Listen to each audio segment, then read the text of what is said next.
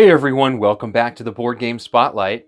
Today we're going to look at Gardens of Babylon. This is a game for 1 to 4 players, and it plays in about 60 minutes. So let's take it to the table, then I'm going to tell you about it. Today we have set up a 2-player quick game, and you'll notice that it's already in progress. But when I say a quick game, essentially all that means is that you play with 3 less of these bottom rows. So you would actually add this tile section in to extend the game.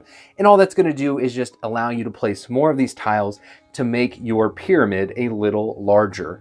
Now, Gardens of Babylon is a competitive Euro-style game. Players are striving to earn the most points by planting flower seeds on the most valuable tiles. You'll notice that each of the tile rows has a number associated with it. So those tile rows are going to be worth more points at the end of the game. And what you're trying to do is get your seeds, which are these little discs. You're trying to get your seeds in these rows on these tiles as high up as you can. Let's talk about what you can do on your turn. Now, the first thing you're going to do is you're going to choose one of these 4 tiles in the market, and you're going to choose to add this tile to the next row in the pyramid. Now, you have to place a tile so that it is bordering 2 existing tiles. And then what you're looking for are paths or avenues to the top of that tile, because it's going to allow you to plant a seed in the middle of that tile. Now, on top of that, what you're trying to do is create what they call cascades. Cascades are really, really important because it's the way that you get your seeds at the top and all the way down. So you'll notice that this creates a continuous line all the way down these 3 tiles. So if I had a worker, if I had one of my meeples, let's say we had him here, on your turn, you get 3 movement points. So I could go 1, 2, and now I'm at the top, I can plant. So let's talk about movement. If we had a worker here, we could actually move through this tile using these sets of doors. That's 1 movement. And then we can go down for 2 movement. And then for 3 movement, we can go to the top of that tile. Now, if you were to move through one of your workers, in this case, we have this meeple here. We go movement of 1, it actually refreshes your movement actions. So now we have 3 to use. We could go 1, 2, 3. So you can continue movement if you're able to set up your workers so that you can chain off of them. When I plant, I would take one of my discs, I'd place it there, and then I'm going to draw a line seeing where it continues. And each of those tiles that it continues down is going to get one of my plant seeds.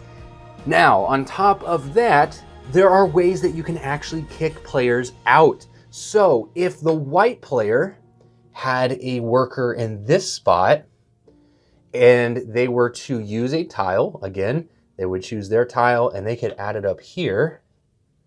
You then can move any worker on the board.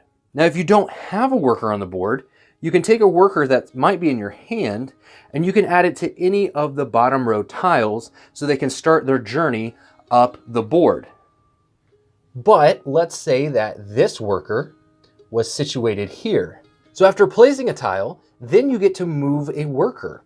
So this player, the white player, could go 1, 2, and because they're following these avenues, these ways up the tiles, they could then plant. Now, when they plant on this tile, they're going to follow all of the continuous lines, placing their plant seeds, and if possible, they're going to actually replace other seeds on the board. And so what you're trying to do is set yourself up so you get these massive chains of replacing your opponent's seeds on the board. So we would actually replace all of these following all of those lines.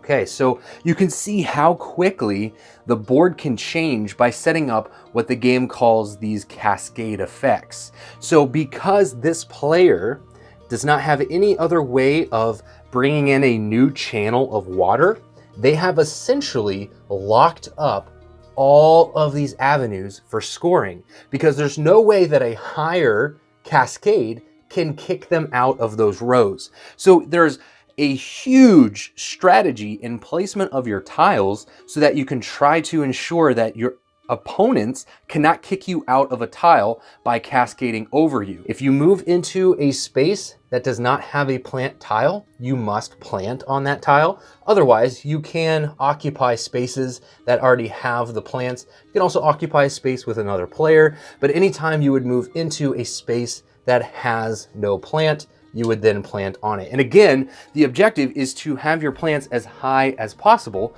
because throughout the game, once you get to the higher levels, these rows are going to increase in values.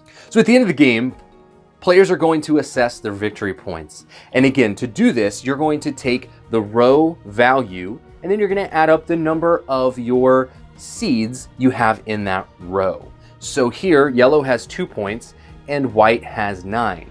As you progress up the pyramid, you're going to score more points. So in this case, at the very top, each of these seeds is going to be worth 8 points. So that's a massive value. So while one player may end up creating huge cascades further down at the bottom of the pyramid, the player that can set up points for later in the game, more of a long range planning, can actually come out ahead with a lot more victory points. The player who has the most victory points is going to be declared the winner and the best gardener of Babylon.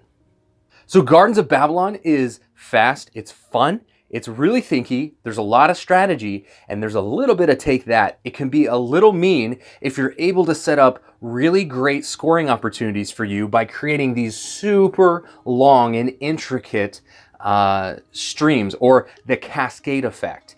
Otherwise, if you're able to block off certain positions so that the other players can't mess with you, that is certainly a great strategy as well. If Gardens of Babylon looks interesting to you, and if you want to know more about the game, take a look at the description below for a link to their Kickstarter campaign. This has been Derek with the Board Game Spotlight, and we'll see you next time.